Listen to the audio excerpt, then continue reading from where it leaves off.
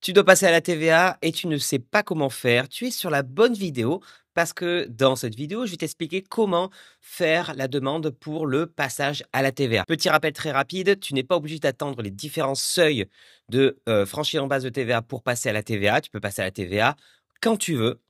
Soit parce que tu as dépassé les seuils, soit parce que tu en fais directement la demande et on va voir ça directement. Il te faut pour commencer un espace professionnel impôts.gouv.fr. Si tu ne l'as pas encore créé, je t'invite à regarder d'abord cette vidéo qui se fiche je ne sais jamais où, qui t'explique comment créer ton espace professionnel impôts.gouv.fr et ça peut mettre jusqu'à 4 semaines à créer cet espace professionnel, donc dépêche-toi. Si tu l'as créé, c'est tant mieux, tu vas te connecter à ton espace professionnel et tu vas aller te rendre sur la messagerie. Donc là, je suis sur le site qui a été codé en 1990, je pense, et tu vas aller sur messagerie ici. Une fois que tu es connecté, tu vas aller dans écrire et là, tu as plusieurs menus et tu as surtout la partie gérer votre entreprise, renseignements, régime d'imposition, TVA et résultats. Donc là, tu vas aller sur le deuxième, gérer vos régimes d'imposition, TVA. Et après, tu as TVA et taxes annexes. Donc voilà, il y a pas mal de choses.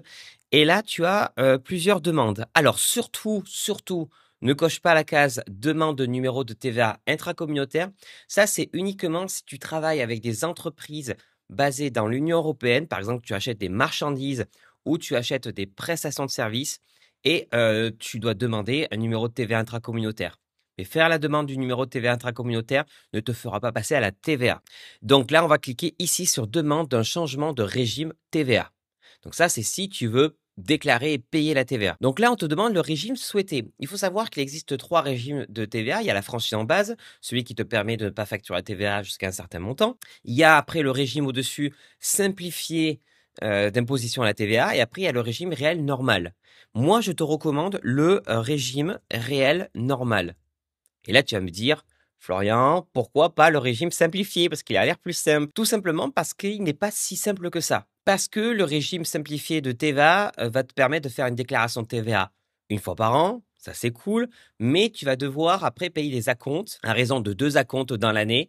Un de 50%, un de 45%. Et après, il y a une régularisation de 5% à payer. Le problème, c'est que tu vas devoir anticiper la TVA que tu leur dois sur l'année et la TVA que tu souhaites récupérer sur l'année. Donc, c'est pour ça que moi, je recommande le régime réel normal qui permet de faire des déclarations de TVA tous les mois.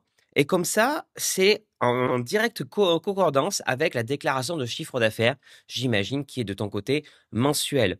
Comme ça, tu déclares exactement le même montant avec l'URSSAF et côté impôt pour la TVA. Et surtout, tu vas pouvoir récupérer la TVA au fur et à mesure des mois. Donc, régime réel normal. La date de début, ça c'est très important.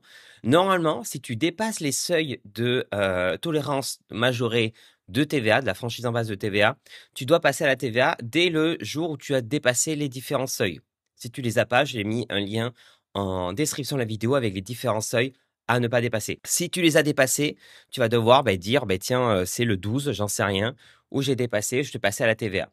Donc, il faut savoir que tu peux pas trop anticiper. Ça veut dire que là, je tourne la vidéo le 21 novembre. Si tu dois passer à la TVA au 1er décembre, il va falloir attendre d'être au 1er décembre pour demander la date de début. Par contre, tu peux faire une rétroactivité. Imaginons qu'on est le 21 novembre et que tu souhaites dire je passe à la TVA depuis le 1er octobre. Ça, c'est possible. Donc, tu peux pas trop anticiper, mais tu peux faire de la rétroactivité de TVA. Donc, si tu dois passer à la TVA, tu penses au début du mois prochain, eh bien, le premier jour du mois, hop, tu fais ta demande. Donc là, on est le 21 novembre, on va passer au 21 novembre, mais si on était si on était 1er décembre, je mettrais au 1er décembre. Alors, concernant le message à leur indiquer, je vais te le copier-coller dans la description, comme ça tu te prendras pas la tête. Mais moi, je dirais bonjour, j'exerce en micro-entreprise, en franchise en base de TVA et je souhaite opter pour le paiement de la TVA suivant le régime réel normal. Je précise déclaration mensuelle de TVA à compter du, je reprécise la date, 21 11 2025. Merci, cordialement, bisous, bisous. Non, je rigole, peut-être pas bisous, bisous. Et là, tu fais valider. Tu fais valider et normalement, tu vas avoir un petit message qui te confirme ce que tu veux vraiment l'envoyer et tu envoies après ce message. Maintenant, combien de temps ça va mettre? Alors, en fonction des services des impôts des entreprises, des fois, ça peut mettre plusieurs jours avant que tu reçois une réponse de leur part. Si tu as absolument besoin du numéro de TVA, tu vas aller sur un site que j'aime beaucoup, c'est Papers. Voilà. Tu vas aller sur ce site-là, ou alors tu peux le retrouver aussi sur DataGouv Entreprise. Peu importe, l'un ou l'autre, tu peux trouver. Tu vas taper le nom de ton entreprise, ou ton nom et ton prénom, ou encore mieux, ton numéro de sirène. Et là, normalement, regarde, tu devrais avoir le numéro TVA, normalement, qui devrait s'afficher. Voilà, il est là, le numéro TVA. C'est celui que tu peux utiliser pour tes factures, etc.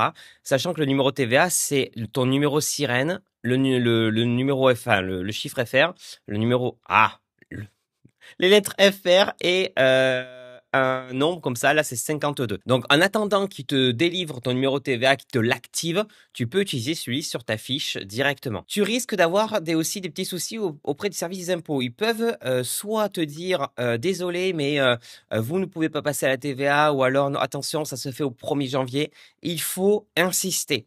Il faut leur dire que non, si tu demandes à passer à la TVA, ils peuvent pas te le refuser.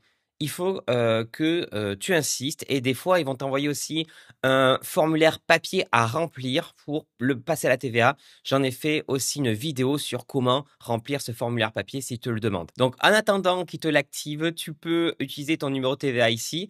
Et si tu veux bien vérifier que tu l'as activé, ce que tu peux faire, je vais te montrer, tu vas te remettre sur ton compte impôts.gouv.fr. Ici, tu devrais avoir déclaré TVA. Tu fais déclarer ici, ça va te charger une page. Et ce qui est intéressant de vérifier, c'est ici ton régime d'imposition. Donc ici, si tu n'as pas encore la TVA, ils vont te mettre franchise en base. Et si tu es passé à la TVA, soit ils vont te mettre mini réel, qui correspond au régime réel normal, on va dire, ou ils vont te mettre régime réel normal, peu importe. Si tu vois ici qu'il y a le régime simplifié, c'est que c'est pas bon, ils n'ont pas écouté ce que tu leur as demandé. Et moi, j'ai vu des gens qui ont demandé le régime réel normal et eux, ils l'ont passé au régime simplifié. Donc, vérifie bien ici qu'on est bien en mini réel ou au régime réel normal, qui permet de faire des déclarations de TVA tous les mois. Voilà, c'était tout pour le tuto. D'ailleurs, si tu te poses maintenant la question comment faire une déclaration de TVA, c'est le sujet de la prochaine vidéo où je te fais un tuto sur comment déclarer et payer ta TVA. Je te dis à très bientôt pour une nouvelle vidéo. Salut, ciao!